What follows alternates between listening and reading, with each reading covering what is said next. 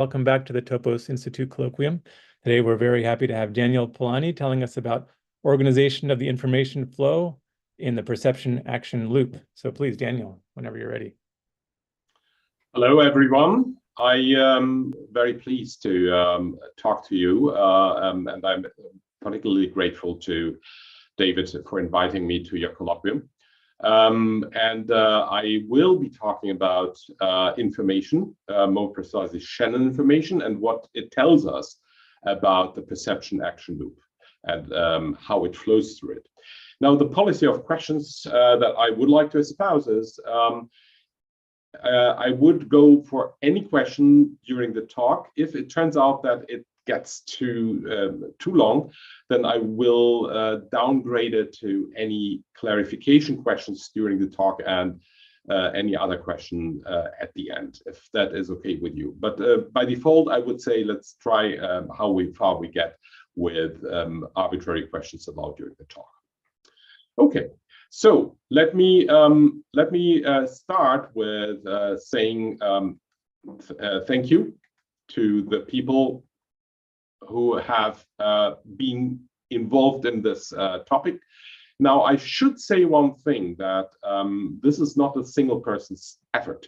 It is an effort of a huge amount of people, and you can see that there were projects, many European projects, which of course, due to Brexit, we've been a little bit low on them lately, but it's starting again, and a lot of people from around the world with whom I have done that. And so I would like to make clear this is a whole branch of science that essentially many people are involved in.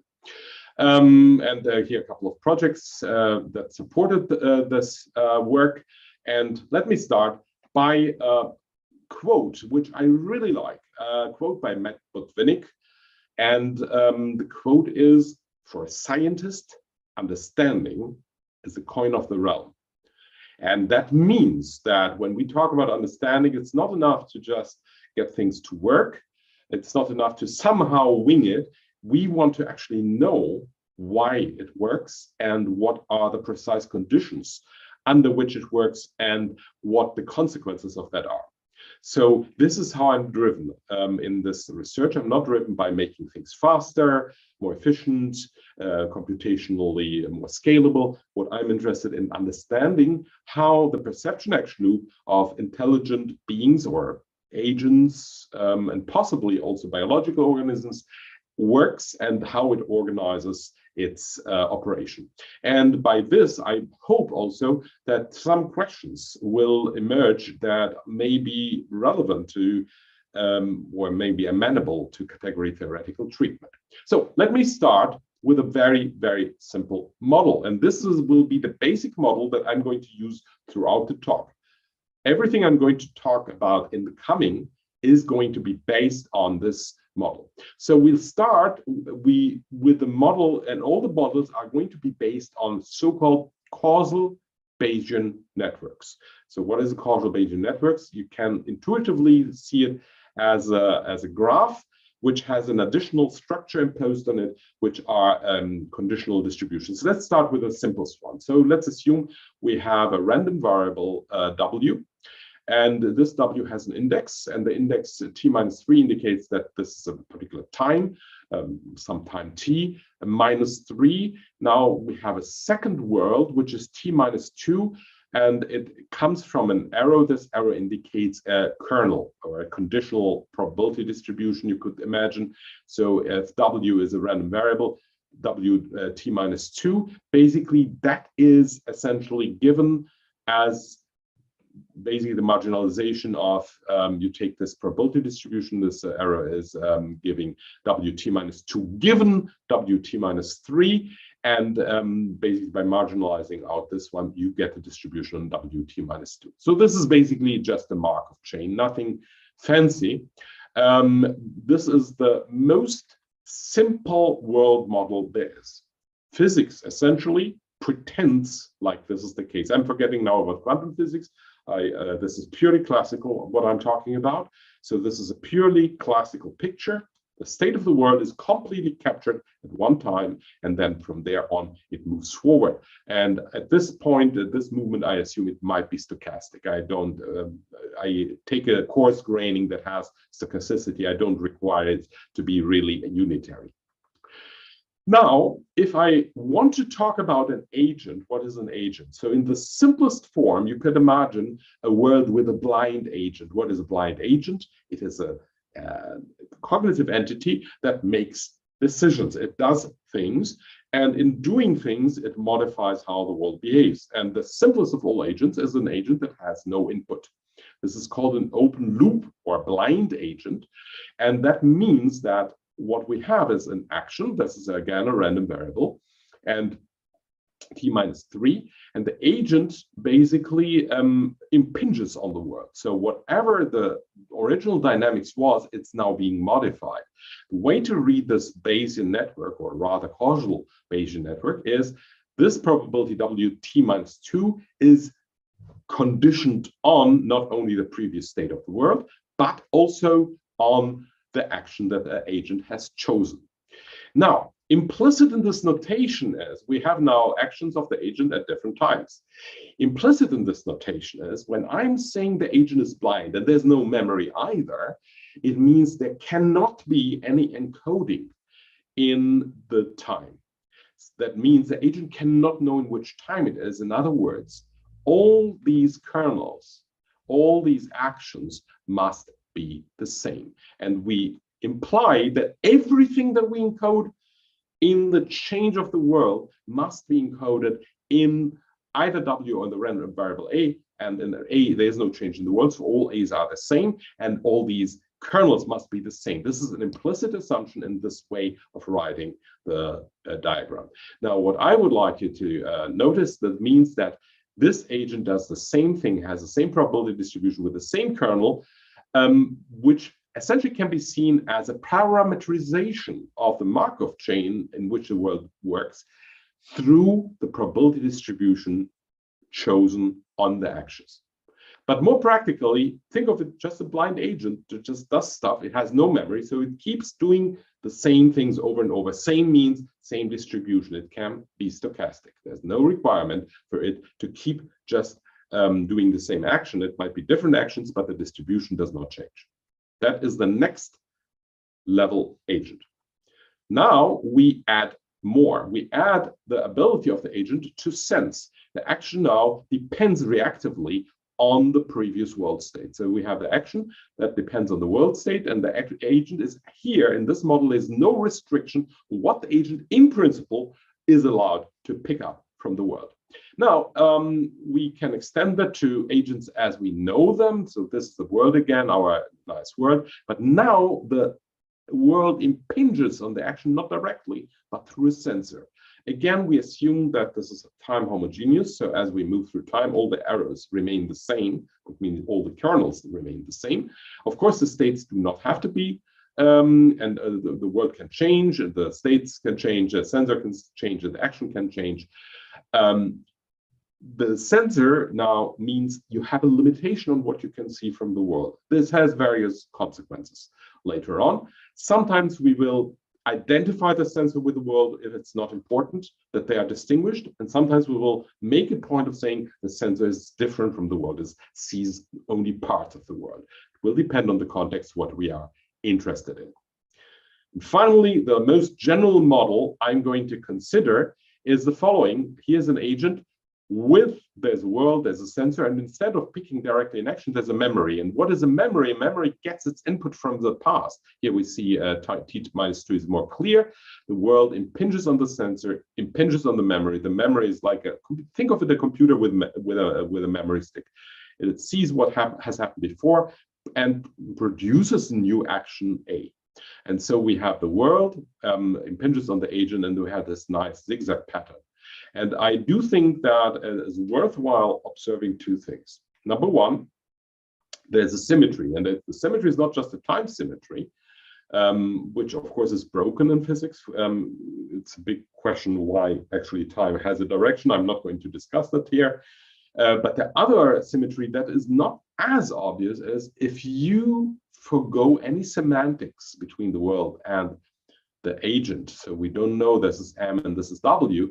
Essentially, world and agent are symmetric with respect to this axis from a syntactic point of view.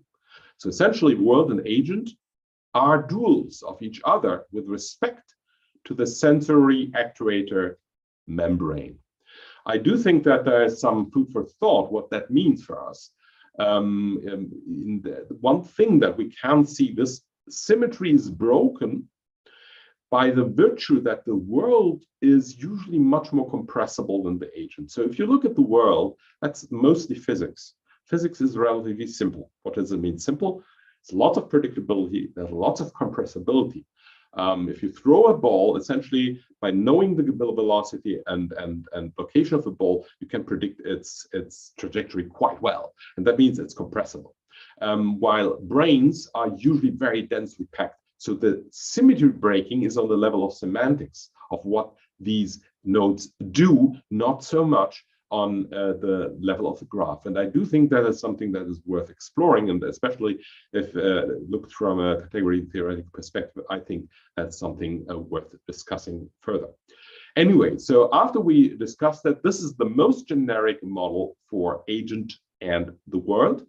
And this is what we will be basing everything else that we are talking about later. One thing I would like to emphasize is all these networks are implicitly describing distributions through the Bayesian network formalism. So every arrow is basically a kernel. If you have multiple arrows, it is a kernel with multiple conditionals. And more importantly, it's a causal model. That means implicit in this notation is also a semantics that tells us that if we intervene in a node, if you modify this action externally, so we cut off this connection here, and we decide to put a completely different distribution, this distribution is going to causally change what happens later. This is an assumption that I'm making throughout. It is a causal Bayesian network with a causal additional semantics. Now, I want to discuss two concepts that are relevant to consider here when we talk about information. Now, I'm starting talking about Shannon information. I already mentioned distributions, the probability distributions. Whenever your probability distributions, you can look at Shannon quantities. And typically, the quantities I'm looking at are not entropies, but information. Because entropies, they are often used for regularization, but information is actually the more useful and more operational quantity. So let's look at, first of all, relevant information. So what's relevant information? Relevant information is this part of the loop, or the information that this part of the loop processes. So what does it mean? Here we have a sensor. It's absorbing something into the computer or in memory and makes a decision on actions. And so think of this as, what do I need to compute? What information do I need from the environment at the sensor level to make my decision? For example, I need to grab, you play the three cup game on the street. Of course, we know it's a con, but let's assume it's not a con, and now you have to pick the right cup, right? So that's the left, the middle, or the right. So you need to pick one of these cups, and you need to know which. And this is the information you want. This is the relevant information. If it's one of three cups, it's not a bit. A bit would be two cups. It's a trit. So one of three cups is a trit. So you need one trit of information to pick the right cup, assuming that they don't con you, of course. So this is called the relevant information. And in a way, it is a pull information. It's the information that you pull from the environment. You try to pull from the environment. Anything you do, anything an agent does, anything that any entity that takes steps to achieve some kind of task, goal, utility is using relevant information. It's information you need to make this decision at that capacity, at that level of performance.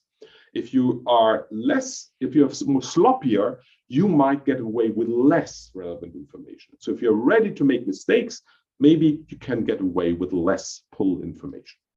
Okay, this is one type of information that we will partly consider. We'll consider a very specific kind of that. You will see in a second why we do that, but let me just mention that for now at this point. Now, I want to ask the dual questions. Of course, duality is something you will particularly enjoy, but especially in view of this diagram, you see it's perfect mirror. And the question is now, what's the other side of this diagram? This is this part. So the information that's pushed from the actuator to the world and captured by the sensors. Now, this information is not something that one normally would be very tempted to look at, but it turns out it's very useful. And we call that the push information. Is how much information can I push into the environment and pick up again? So it turns out that this is a measure of what I can do to the environment. And I'm aware that I can do that. That is the term empowerment, which is essentially inspired by the social sciences. And the point is, why empowerment? It's not just the power to change things, it's the power to change things and know that you change them. So you change the world, you push information to the world, and you pick up this change of information through your sensors. If you cannot pick up that you modified the world, it doesn't count, right? So it's very important that your actuators are actually matched up to your sensors.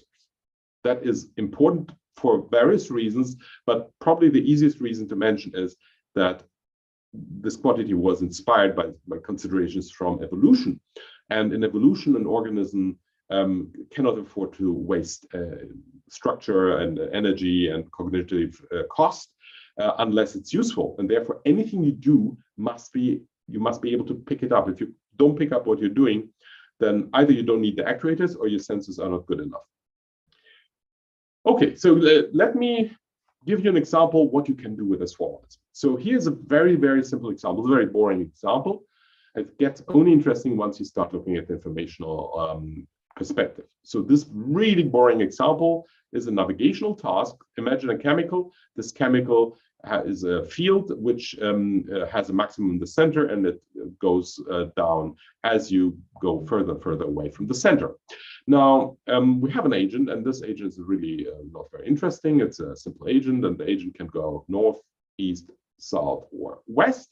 And what it does is simply picks up its four neighbors, the chemical value of the four neighbors, and the one with the highest value is where it will go. So if it picks up the highest value for the north, it will go north. In the west, it will go west, and so on. So this agent is obviously going to move towards the center. When it's in the center, because it only picks up the neighbors and never picks up the fifth value on which it stands, it will randomly move to one of the neighbors because they have the same value, and then move it back again. So it starts wobbling around here. This is what the agent does. Very, very boring. Now, what's more interesting is that we actually can now choose to do information bookkeeping of the agent. So this is the world, this is where the agent is. W is where the agent is in this world. And the sensor, this is a really limited sensor. The agent doesn't know where it is. It only sees where the highest value of the gradient is. So it has four possible directions that it gets, and it gets the highest value if there are two directions which are the same. It's randomly picking one. So it's a random variable that has at most 2 bits of information, because you have 4 possibilities. So the log 4 is 2 bits of information. So 2 bits of information is what the agent can pick up. And these 2 bits are then converted into an action, and the action is then impinged on the world. Nothing very interesting. But what is interesting is the following fact. We can show that there is a conservation law of information here. And the conservation law says the following. If you look at the history of the sensory values, right? So these are the random variable representing of the total sensory history, everything that the agent has ever seen. No, the agent doesn't have memory. This is just the true sensory history, not accessible to the agent itself. Agent only sees one sensor at a time. And if we have this total sensory history, the mutual information between this sequence of random variables and the world state in which it starts approaches in the limit the entropy of the initial state of the world. What does it mean? Let me rephrase what it means. So you start the agent somewhere, right? If you started in a fixed location, the agent could just make a very fixed trajectory to the goal. But if you start at a random location, you don't know where it is, say in a certain area, 11 times 11. That means 121 possible starting positions. 121 is roughly, log 121 is roughly 7 bits,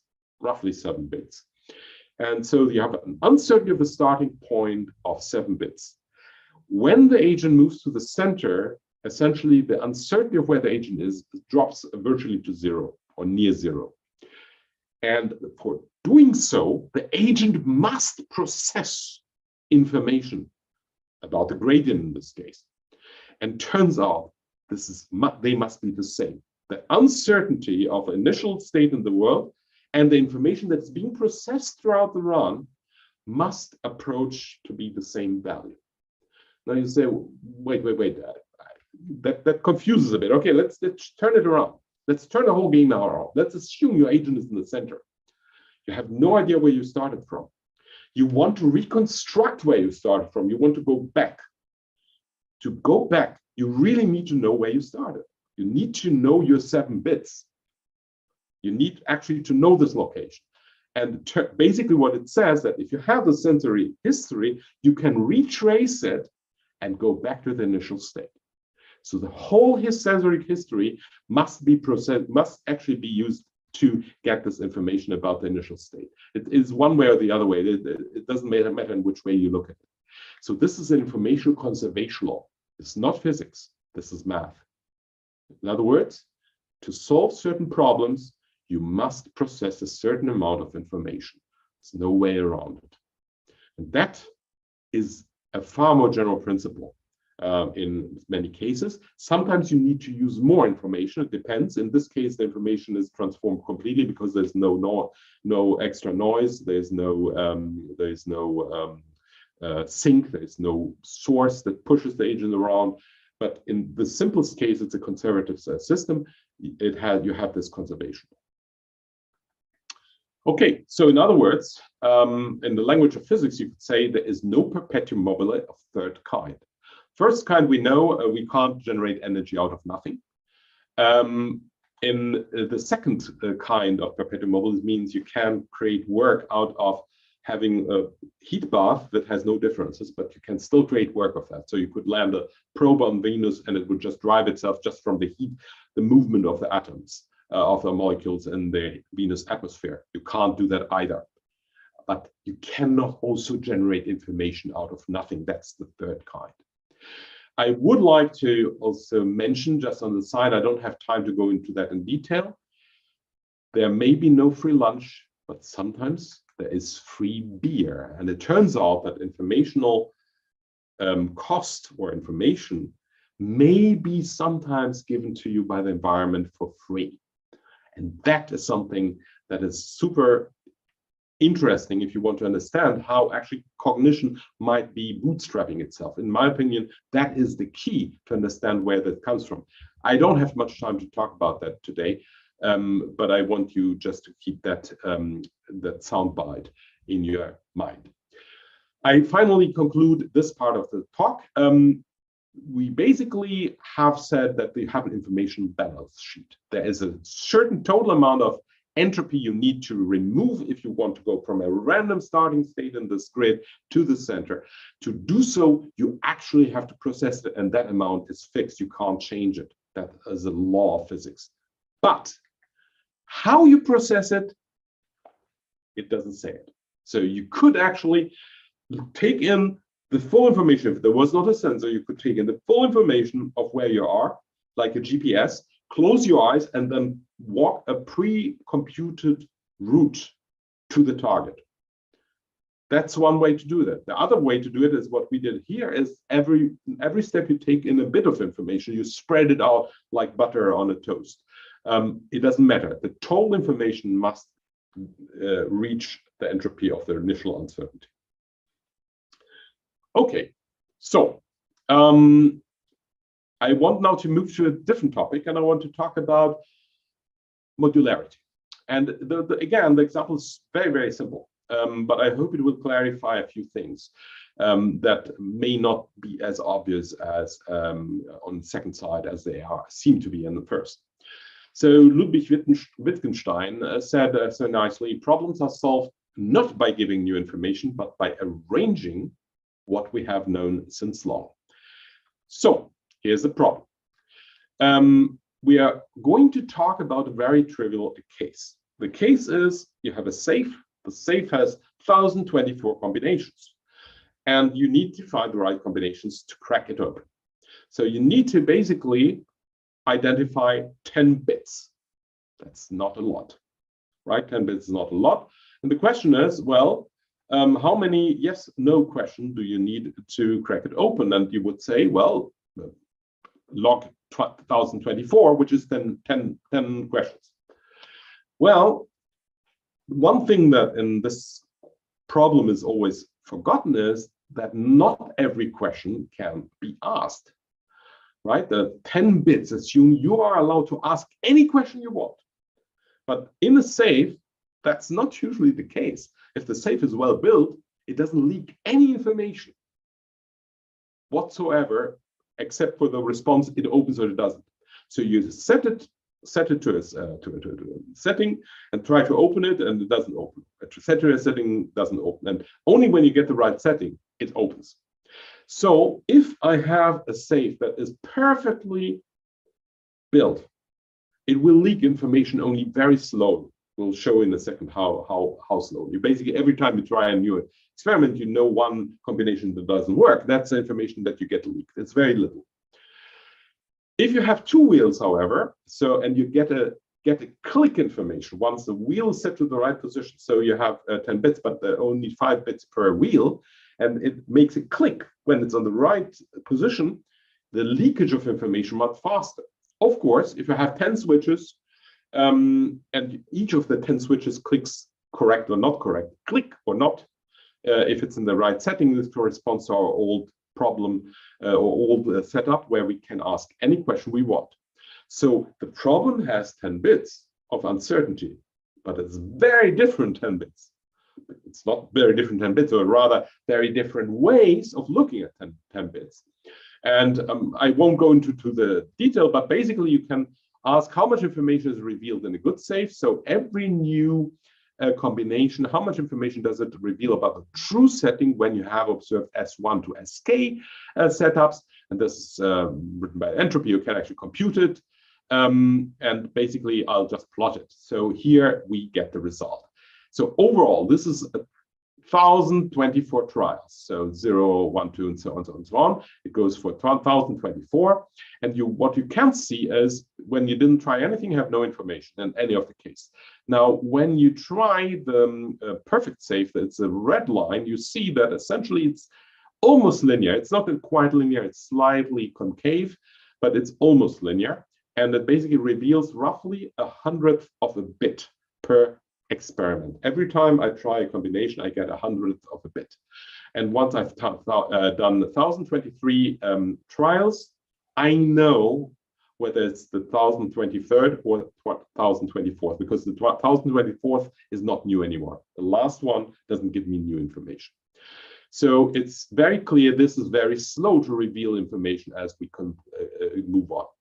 The other two combinations, the two wheel and the single switch safes, you see they are here, and I have basically expanded here. And you can see that the 32, so the two switch safe has one revealing one discovery phase until what the first wheel is found, then the second discovery phase, which essentially looks the same and just adds another 5 bits. So we have now decomposed the problem into 5 bits problems. And of course, if I have the switch, click, click, click, click, click, click, click, safe with 10 different switches, it directly moves per step, you get 1 bit for free. In other words, it makes a huge difference how much information you get, depending what questions you are allowed to ask, or in this case, which sensor you have. So it's an actuator which asks a question and a sensor that responds. I do think that I bring up this example because I know that you are interested in the modularity, you're interested in structure, and I was wondering whether there is a good way of actually framing questions like that, or basically the bigger bigger picture of this question, this is of course a very trivial example, into the language that you are expert in. So I move to another one that is, in my opinion, highlighting a very important concept of structuring a problem. And for here is a nice quote by Bruce Lee, of all people. A goal is not always meant to be reached. It often serves simply as something to aim at, which I think is actually quite a deep statement. And we are now going to talk about goals. Okay, what is a goal? So let's assume we have an agent. And the agent moves in a world, and for simplicity, let's just assume it's navigating towards a certain location. The location may change in different runs. So I have a run and I say, oh, you know, run to the train station, run to the bathroom, run to the museum, whatever. And now how do we model that? Again, we use our friend, the Bayesian network. I will not limit the sensors. So the sensor and the world is the same. I am allowed as an agent to look at everything I want. However, we will impose on the agent later that we don't want to look at anything that we don't need to look at to achieve the goal. So this will be a constraint. We could look at everything, but we don't, right? It's a bit like you're walking down, you know, the Montmartre, and you watch your smartphone. You could look at the beautiful Montmartre, but you prefer to look at your smartphone. This is what I mean. Yeah, select what you're looking at. Okay, so let's have a look. Here's our usual Bayesian network, but I enhance it by one node of a random variable. That is the goal, and that goal is randomly selected at the beginning of the run. So this Bayesian network basically represents a choice of a single goal that then decides what our agent actually is going to do. So it observes the state, picks an action that depends, of course, on the goal, moves to the next state, picks an action that depends on the same goal, which hasn't changed. The goal does not change over the run, and so on. Each instance of such a Bayesian network represents one run with a given goal. And it tries, and we will assume that it is actually optimal. It runs as fast as it can. It takes the shortest route to the goal, but it may not be a unique route. I'm not assuming that we are in a grid world. These worlds usually are degenerate, so you might have multiple solutions. And now this is what we're going to look at, and what specifically I'm going to look at is you will remember the relevant information I need to make decisions. Here I'm going to talk about goal relevant information. So what is goal relevant information? Goal relevant information is the information I need in this current situation to decide my action about the goal. So I don't look at where my state is. I'm in my state. I know what my state is, let's assume. But how much do I actually have to keep in the working memory about my goal? So, for example, I'm standing here, and now I decide I'm going to the train station. So if I'm going to the train station, first thing that I have to decide, apologies, first thing I have to decide is not what do I need to know about the train station? While I'm here, nothing. First step I have to do is go away from the mic and to my entrance hall and open the door there. Until I reach open the entrance hall door, I don't need to know anything further about where the train station is. In other words, turns out that when I minimize this quantity, this goal relevant information, and don't worry about this term. This term basically is a way of making sure that you're actually trying to go there in the fastest way. I don't want to explain that too much detail. Just accept that for now. You basically look for the smallest information that the action needs about the goal, such that you will minimize the duration of your route. And now, when I cross the door, the next thing is I have to go to the bus stop. I don't care about the train station at this point, except for the fact that I have to move to the bus stop. When I get to the bus stop, get to the train station. And now let's assume my goal was actually visiting London or something. And then on the train station, my next step is, and only there, when do the trains run, which train to take, and which track to pick. So in other words, the goal relevant information is the minimum information I need to make the next decision with respect to this goal. Now, why is it an interesting quantity? It's not only interesting the fact that we know our working memory is actually quite small. In fact, the human working memory is estimated to be no more than 2.5 bits. Yes, it's very, very small. There are experiments by which you can actually test that. Anything that you get more than that is achieved by putting together memory chunking in a clever way. So the basic working memory of the humans is very small, and basically this is a way of also asking this question: how do I keep the working memory as small as possible, and what needs to be kept in there? So let's have a look.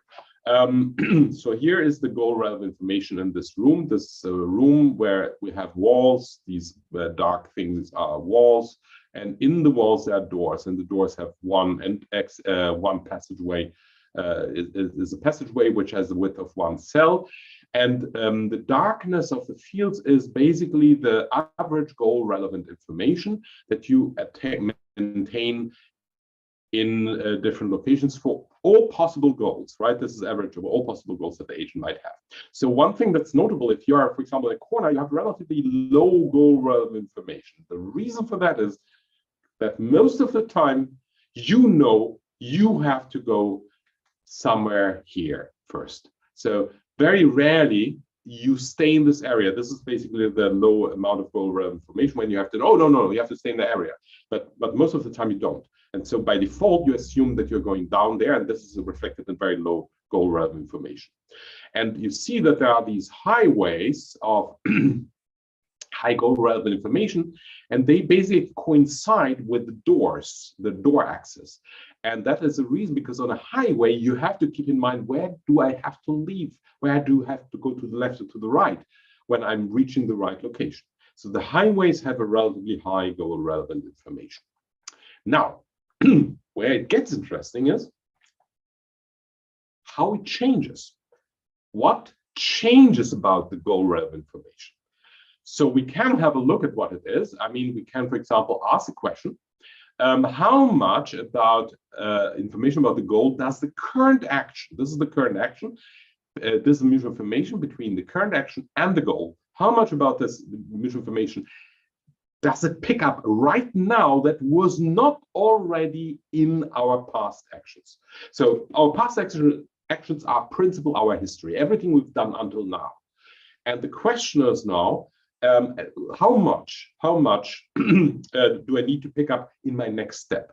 This is, think of it as like a computer cache fetch. This is how much do I need to pick from memory extra into my GPU or it's a CPU to do my next processing. This is the information caching, and that is a very interesting quantity, because when you look at that, let's look at the left diagram, sorry. This is the fresh goal information, and you can see that as you go through the passages, this has no directionality, but I can tell you that as you go through the passage, the cache fetch happens once you leave the door. It's the same effect as you cross a door, you are in a building, you go out, and you go and look around yourself, where am I? It's almost like you're reorienting yourself. Basically, this can be modeled by the cache fetch. You do not have this information where next before you actually cross the door. You want to go somewhere, you want to go, leave the shopping hall, and you want to go to the museum. But before you leave the shopping hall, when you leave it, you have to reorient yourself, get the cache fetch. What next? Where do I have to go next? This is exactly what these black dots are. Interestingly, you also have a forgetting phase, but I won't go to that in too much detail. Why I'm mentioning this whole process here is we can, with this model, we have a natural way of seeing sub-goals. And maybe that is something that might be interesting to this audience, because sub-goals is a problem. Usually in AI, sub-goals are predefined. People say, oh, we have this criterion to define this is a sub-goal, and this is not a sub-goal. What I'm claiming is they are natural. They are naturally emerging by organizing your actions and how your actions pick up goals, pick up goal information in a way that's minimalistic. You don't pick up every information at once. You pick it up only when you need it, and you need it when you cross this boundary. So it is an empirical way of segmenting your navigation strategy. And in my opinion, that tells us something maybe about the nature of modularity. When is modularity actually working? It's working when you can actually separate what you needed to know before from what you need to know now. Right? Before, we need to know certain things about the goal, and after the door, we need to know different things about the goal. And it's not clear that this always works. It's not always the case. As long as you're in the same room, this doesn't work. It only works if the space has special properties, like, for example, these little bottlenecks. And I'm not talking about information bottlenecks. I'm talking about just simple path bottlenecks that allow you to say, okay, my path, whatever it does here, is segmented, has to cross this door, and then passes to the next one. This emerges purely from the structure of the problem. So it's an emergent modularity. I will skip this one because I want to move to the next topic. And the next topic, I'm sure that David expects it to be stated, so I will not disappoint him. It is the concept of universal utilities. In a second, you will see what I'm talking about. You probably can guess already. And basically the motivation, and I apologize that I'm not coming from mathematical motivation, but from biological one, but I feel it is a legitimate motivation. If you look at the success criterion in biology, it's survival, right? Let's survive. This is basically what Darwin taught us. And one very important aspect is when we talk about tasks that need to be achieved and rewards, which people like to work with an AI, these are not really sharp concepts in biology. There's nobody saying, oh, this is your reward, and when you get food, this is the amount of your reward, and when you drink, this is your amount of reward. This is not how it works, but you do stuff and you stumble from one hopefully lucky accident to the next, and then hopefully you get to have offspring. Now the point is, we have already seen that some stuff you stumble into is not entirely random, but for example, food is located at a certain location, so it creates these bottlenecks that we just saw. So food becomes a goal. It's an emergent goal, finding food, an emergent goal, finding drinks. But in other things that are not that obvious, it gets difficult. And the search space for evolution is sparse and large. There's very little real hard feedback, except for the naive Darwinism, where feedback is by death. That's basically the only way nature gives us feedback. We know there are other mechanisms now, but these mechanisms, I'll come to that in a second. So the straight hardcore Darwinism said, the only feedback you actually get from nature is death. That's the hard feedback you get. Nobody tells you anything else. So the argument is, well, homeostasis, there are lots of the dense networks that guide living beings. So when you're hungry, look for food. Sure, you do that. There are some hard and very important skills you have to have, or drives you have to have, like finding food, finding drinks, etc., that tell you what to do. But there are some of them are so species specific that the question is still the question there. How do you make it organism independent? And when you do it artificially, like in robots that are fulfilling certain tasks, they have to be individually designed. And this is pretty hard. So you will find people that do a lot of research in designing and rewards. And the question is, I mean, evolution is pretty successful throughout everything. Of course, lots of organisms die, but those who survive pretty well. It's actually surprising how many accidents need to work together. The question is there a principle that allows us understanding how organisms can do that? And let me just briefly highlight the idea. The idea is universal drives and utilities. These are drives that are not organism specific, but very generic. And people have hypothesized them for a while. Jürgen Schmidhuber with artificial curiosity has pioneered that in '91 already. Then the learning progress, autotelic principle by Luke Steele's intrinsic reward by Singh et al. Then there's, of course, the free energy principle by Carl Friston and his colleagues. The homokinesis principle and predictive information championed by Ralph Thayer and Nihat Ai and Mikhail Prokopenko. And some people try to also model in physical principle causal entropic forcing, which is actually probably the closest in relation to the one I want to talk about. And what's the idea? The idea is an informational impedance match. We already mentioned that. I want to be able to have an actuator that when it does something, I can pick up the effect with my sensors. So actuators and sensors have to fit together. And the idea is that actuators should, as much as possible, be able to do in the realm of what the sensors can pick up, and the sensors should be as good as possible picking up what the actuators are actually doing. In short, being in control of one's destiny is good. And it's important to know it. So you are in control of your destiny and you know it. And that's why we call this quantity empowerment, which is exactly the term that social scientists give to this concept. You are able to change your environment and you know about it. And so how does it look like in our network? I will show it in our network. In our network, we kick away the memory. We kick away the direct link between state, sensor, and actuator. And we'll start in a state, I think it's T-3, that's where we start. And let's assume we pick an action distribution, summit distribution. It impinges on the world, does something, and I wait one step, time passes, I do another action, okay? It impinges on the world, time passes, I do another action randomly, and now I observe the effect. So it's a bit like kids throwing stones about over the fence into the valley, and then listening what happens now. Okay, and you now look at all the possibilities that you can do in your action choice, all the distributions that you can impose on your actions. And when you do that, you can ask, okay, what's the effect on the causal effect, in fact, on the final sensor? And this gives us a quantity. This quantity will in general depend also when you started. So not when, but where you started. So this state here, let's call it W T-K, in this case K3.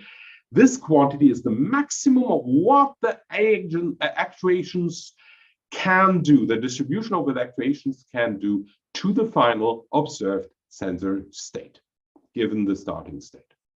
This is a quantity that depends only on the starting state. I write it a bit more compact here.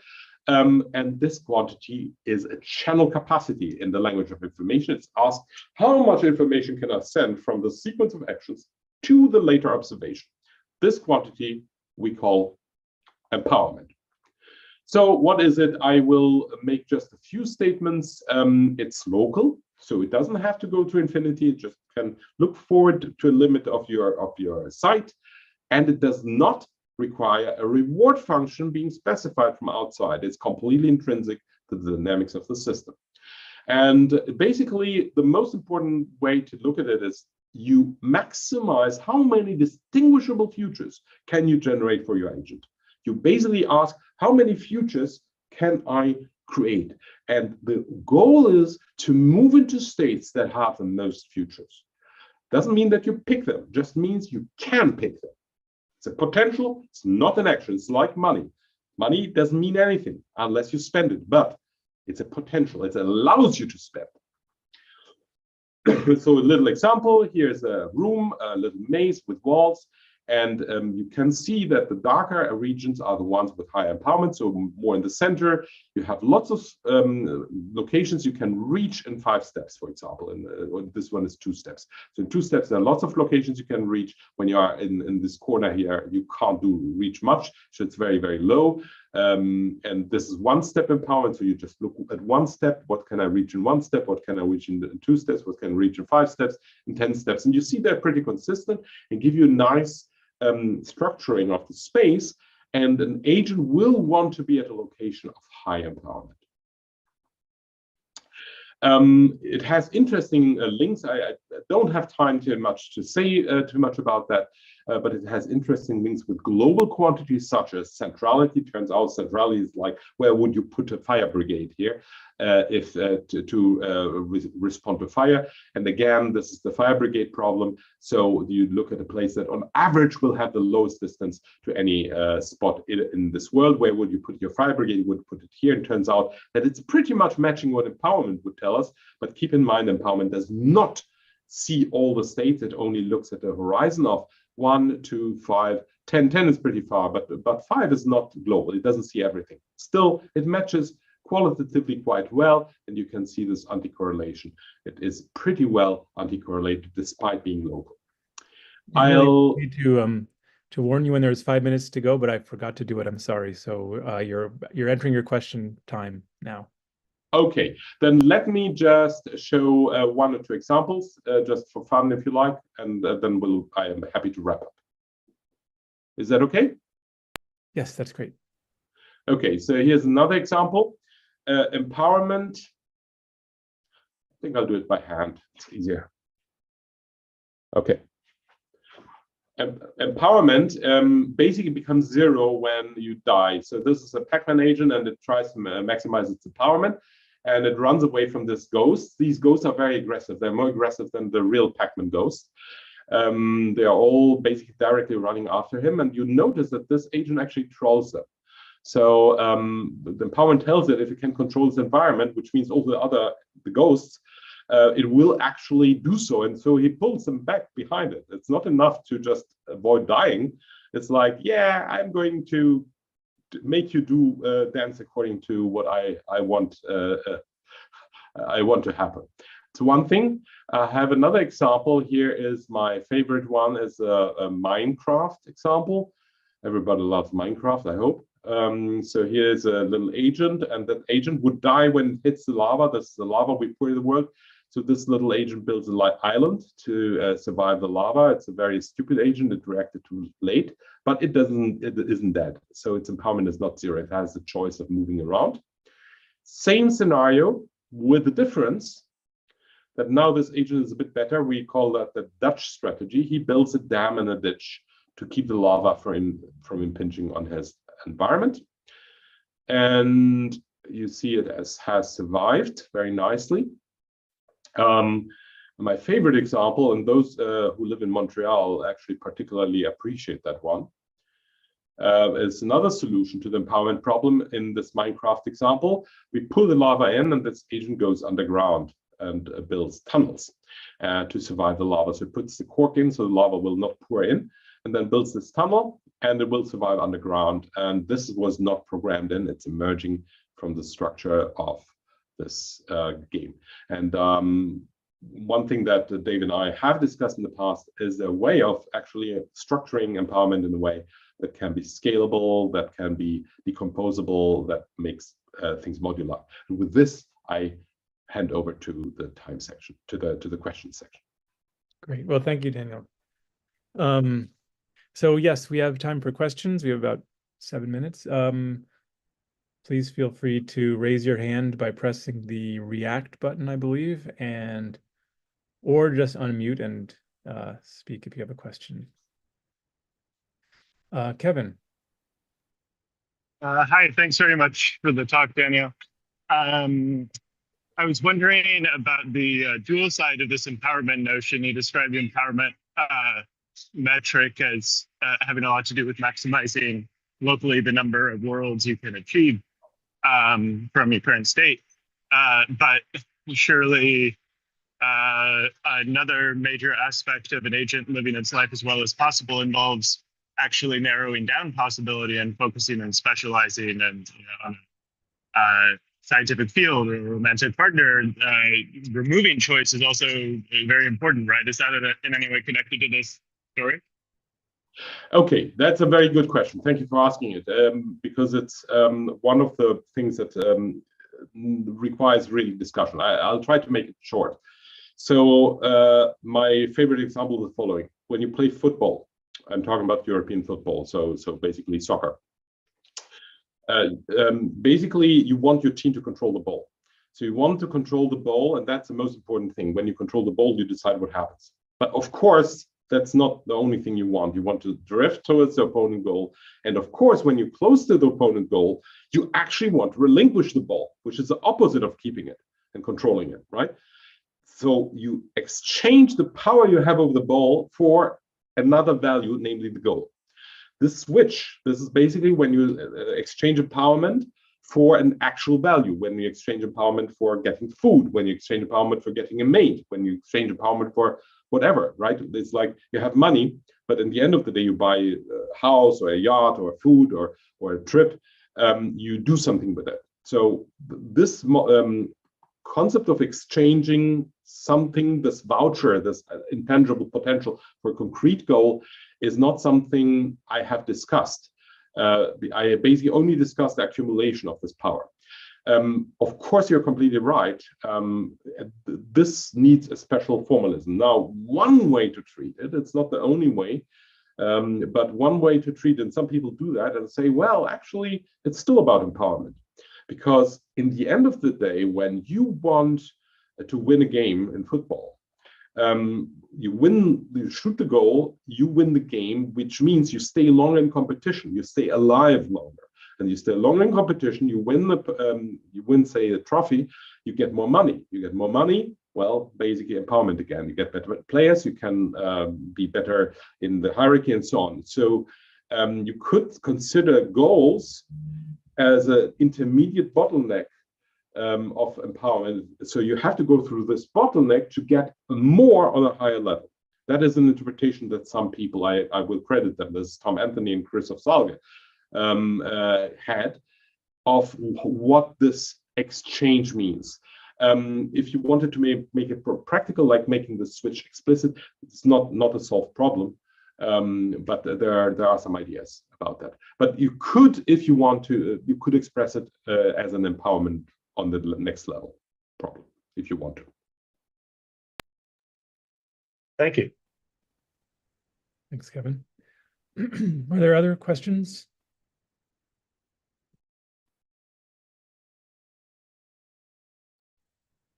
Is there a notion of empowerment that is kind of what is it, kind of discounted over time? So it isn't you choose 3 or choose 4, but some kind of discounted empowerment, and does it have a any nice properties? Well, this is a very interesting question. I have to say that personally, I'm a big opponent of discounting, even in RL. So I personally would like to get rid of discounting entirely. There are some ideas floating around how to do that. I'm discussing that with some colleagues, and I know that there are some groups that do that. You can have, for example, a rated reward. So you get a reward rate if you're, for example, an interactor. And the reason why I don't like discounting is because it introduces a hyperparameter which is incredibly ill-defined. It mixes short-term, long-term, and in completely uncontrollable ways. So I don't think that discounted empowerment is a good quantity, but maybe there's a way to define empowerment over in unspecified horizons in a sensible way. But this is an open question at this stage. Or if I had n bits to spend on my empowerment calculation or on my empowerment memory, would I spend it all on the max number of steps from now, or would I spend some kind of distribution on time steps from now? Well, that question can be partly answered. We have actually done this. So here's an example. I won't go into the technical details of that, but here's an example where we say I can only retain a certain number of bits. There's another example. I can only retain a number of bits of my actions. I think this is clear. So if I do that, basically I can't keep all the action sequences. and I then basically take the most salient ones, then you get things like that. This is work by Tom Anthony. And so here's the agent. The agent basically, you have 2 bits that you can keep for your power dependent calculation, and then you keep these here, or for this one, you keep this. So you see main capital directions, cardinal directions, sorry, plus 1 thing that goes through the door. So you keep typical action sequences. That's what happens when you have constrained capacity for empowerment. For example, I don't know whether I captured what precisely we're asking, but this is the closest we have for what you're asking for. Great, thank you. And you can do it also for more complicated things, and it's really striking that empowerment now develops. For example, this is Sokoban. You push boxes, but you can't pull them. So this is a famous puzzle, and it's quite difficult. And you see that empowerment finds very salient movements that move behind boxes and push them out, or something like that. It doesn't pick random movements. It picks salient movements that go behind a box and push it. Exactly what humans would do. So maybe that's what humans do. They select things that are meaningful in the sense that, yeah, this is complicated, but I can do something with that, while there are many random things I could do and then don't mean anything. Great, thank you. I think we're pretty much out of our time today, so thanks again, Daniel. And we'll stop the recording and the live stream. And then maybe there may be some additional questions from people. Let's see. Okay, yes, so we're now... Maybe I would have one. Go ahead, Lucas.